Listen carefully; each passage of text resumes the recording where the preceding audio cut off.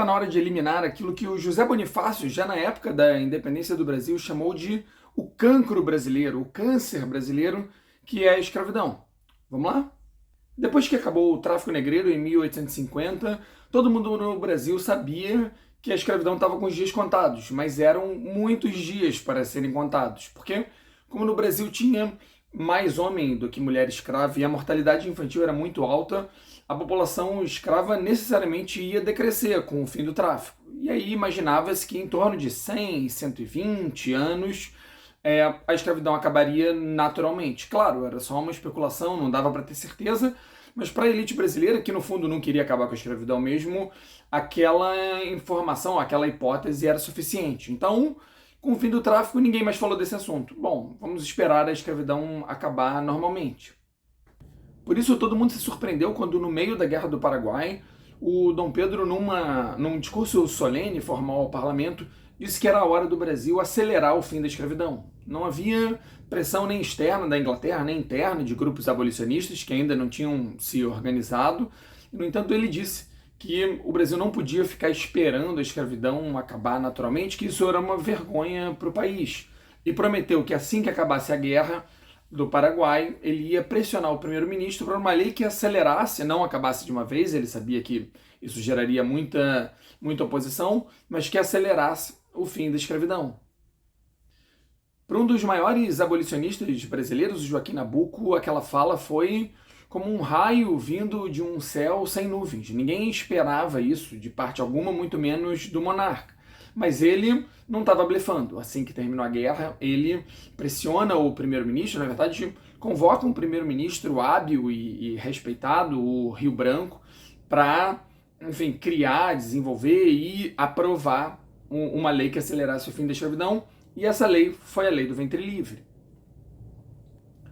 A Lei do Ventre Livre não foi inventada pelo Rio Branco, nem pelo Brasil. Outros países já tinham usado mais ou menos essa ideia, com algumas diferenças locais, mas que é você não liberta a mãe, porque o filho sempre segue a condição da mãe. Se a mãe for escravo, o filho é escravo.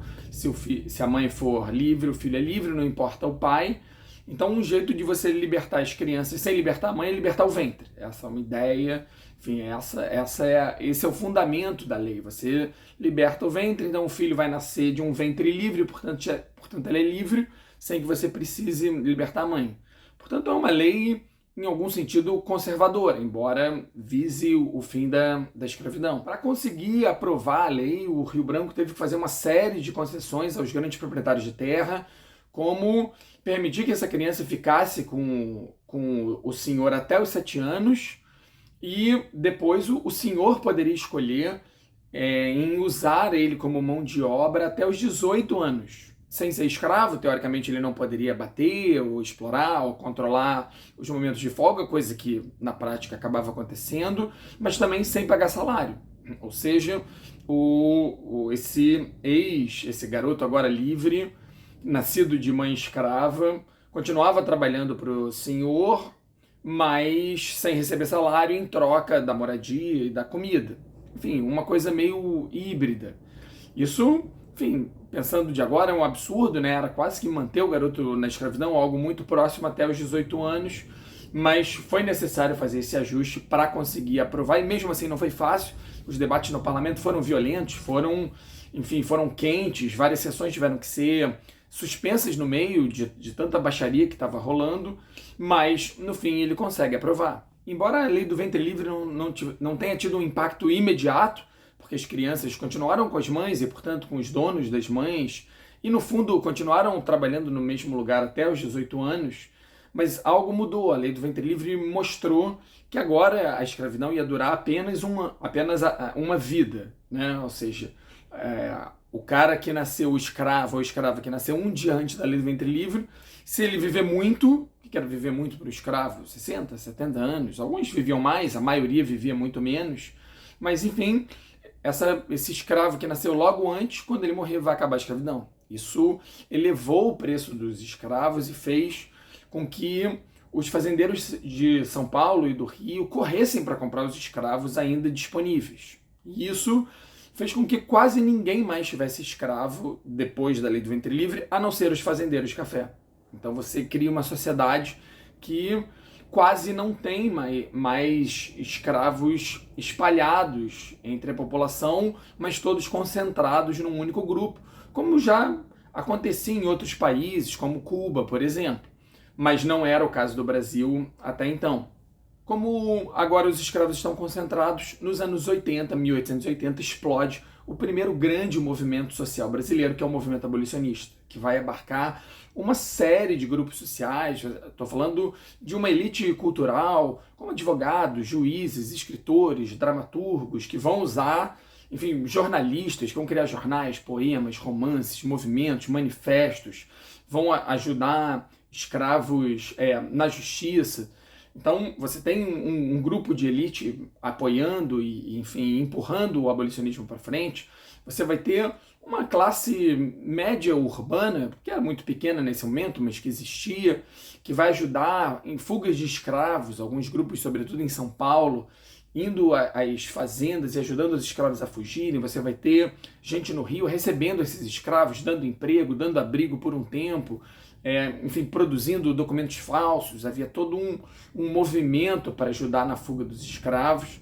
Você vai ter o exército se colocando agora oficialmente contra a escravidão, se recusando a capturar e buscar escravos fugidos, que era um dever do exército, segundo a lei, mas que o exército disse que não ia fazer, porque desde a Guerra do Paraguai ele vinha vendo os escravos como, enfim, com outros olhos, vendo eles como patriotas e que, portanto, não mereciam o destino que tinham.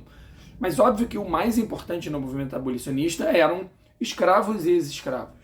Ex-escravos se empenharam muito, talvez os grandes nomes do abolicionismo brasileiro sejam de ex-escravos. O Luiz Gama, um advogado que, enfim, que ajudou muitos escravos a ganharem a liberdade por estarem sendo mantidos na escravidão de forma ilegal. Segundo contas dele, mais de 500 pessoas foram libertadas por conta das suas ações, mas vários outros, o Rebouças e o José do Patrocínio, muita gente envolvida aí diretamente no movimento abolicionista.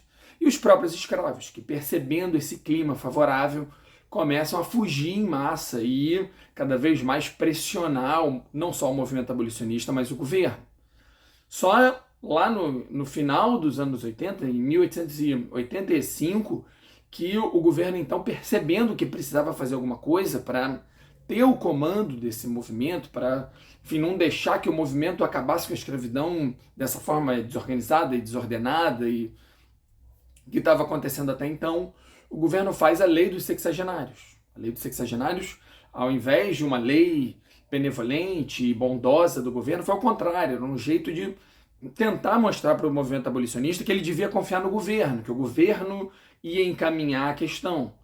No entanto, a Lei dos Sexagenários, que libertava os escravos com mais de 60 anos, havia uns detalhes que não importa aqui exatamente, mas foi uma lei que deixou o movimento abolicionista mais irado, porque pouquíssimos escravos chegavam até 60 anos, e libertar um escravo de 60 anos sem ter um plano de inserção desse cara ou dessa mulher, de tentar ajudá-lo de alguma maneira nesse fim de vida, porque um escravo com 60 anos era o fim da vida, para a maioria das pessoas no século XIX brasileiro era o fim da vida.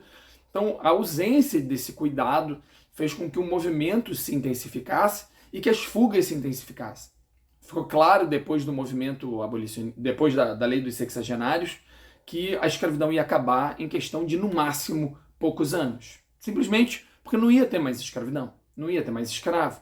Algumas províncias do Nordeste, por exemplo, já proclamam a abolição antes mesmo da Lei Áurea, por conta de existirem poucos escravos nessas regiões, desde que o tráfico interno começou, mas por conta de pressão do movimento abolicionista local. O caso do Ceará, enfim, é o mais conhecido dele. Com isso, os fazendeiros de São Paulo, percebendo que a escravidão estava acabando, buscam uma nova solução.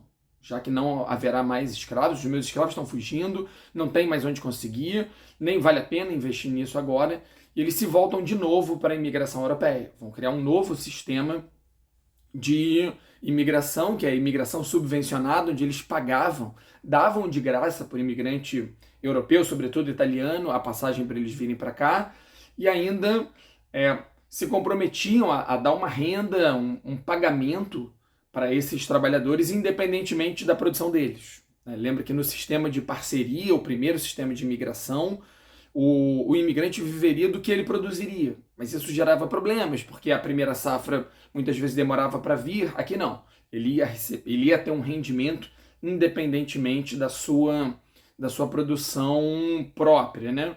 Então, esse sistema, imigração subvencionada, também chamado de sistema de colonato, ele resolveu o problema dos fazendeiros de São Paulo. Ele acabou permitindo que eles fossem substituindo a mão de obra escrava por imigrantes europeus. E os fazendeiros do Rio? Como o café do Rio vinha em decadência, vinha decaindo, não conseguiam produzir café de tão boa qualidade e a produtividade era menor que a de São Paulo, o Rio não tinha dinheiro, não tinha condições de bancar o mesmo sistema. Qual foi a estratégia dos senhores, dos cafeicultores do Rio, dos barões de café do Rio? Tentar manter os seus escravos até o último momento, não só para continuar a sua produção até o limite do possível, mas também para esperar a abolição feita pelo governo, que certamente, pensavam eles, viria com uma indenização. Como o valor do escravo estava alto, um senhor que tem 80, 70, 60, 100 escravos, isso acontecia, certamente teria dinheiro para viver bem ele, seus filhos e seus netos. O que eles não imaginariam é que a Lei Áurea, a lei que vai acabar com a escravidão, viria sem indenização. A princesa Isabel, que tinha assumido a regência no lugar do pai, que estava na Europa, doente, muitos acreditavam que ele não resistiria a essa segunda crise, ela percebe que as fugas estavam aumentando, que a escravidão ia acabar e que era uma vergonha o governo ficar assistindo aquilo de camarote, que ele deveria agir. Então, ela força o primeiro-ministro a redigir uma lei que acabasse com a escravidão, a chamada Lei Áurea. Ela é muito importante nessa pressão, ela também é importante na decisão de não pagar indenização aos senhores de café do Rio de Janeiro. A Lei Áurea tem uma série de consequências, né? A primeira delas, óbvio, né? Acabou com a escravidão no país. Foi uma lei muito celebrada, muito festejada, talvez tenha sido o ato que mais gerou uma alegria, uma comoção no Brasil até então e talvez até hoje, assim, não consigo lembrar exatamente um evento que foi tão comemorado nacionalmente como o fim da escravidão. No Rio, então, foram dias e dias de festa, de celebração, muitas homenagens à princesa Isabel. A segunda consequência, menos festiva, é que a Lei Áurea veio sem nenhum tipo de proteção a esse agora ex-escravo. Não há nenhum plano de educação a esse grupo, de condições de trabalho ou de terra. Simplesmente a Lei Áurea tinha duas frases, né? Está extinta a escravidão no país, estão revogadas as leis em contrário. Ou seja, não há nenhuma preocupação em o que vai acontecer com esse grupo depois. Havia participantes do movimento abolicionista que estavam preocupados com isso e ficaram um pouco decepcionados com essa falta de visão do futuro desses escravos.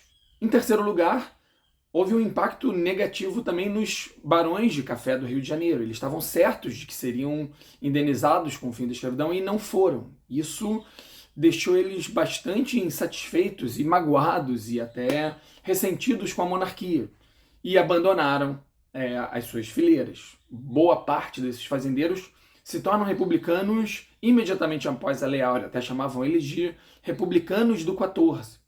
E sem o apoio deles a monarquia ficou muito frágil. Porque a elite do Nordeste já vinha se afastando da monarquia, que não tinha nenhum plano de recuperação da economia nordestina, enfim, eles estavam lá meio que abandonados pelo governo, já vinha sendo abandonado pelos fazendeiros de São Paulo, que cada vez mais eram responsáveis pelo principal produto brasileiro, enquanto a monarquia brasileira continuava mais próxima dos fazendeiros do Rio de Janeiro. O exército já vinha se afastando, porque desde a Guerra do Paraguai ele ganhou força e ele se via muito desprezado pela monarquia, que dava mais valor à Guarda Nacional. Também a igreja tinha entrado em conflito com a monarquia por questões ligadas à maçonaria, porque o governo apoiava a maçonaria e o Papa da época vinha tentando combater a atividade de maçonaria, e isso levou a alguns choques entre a monarquia brasileira e a igreja. Portanto, no final dos anos 80, o único grupo que apoiava a monarquia com vigor e com força e fazia parte do governo monárquico eram os fazendeiros do Rio, que com a Lei Áurea abandonaram o barco.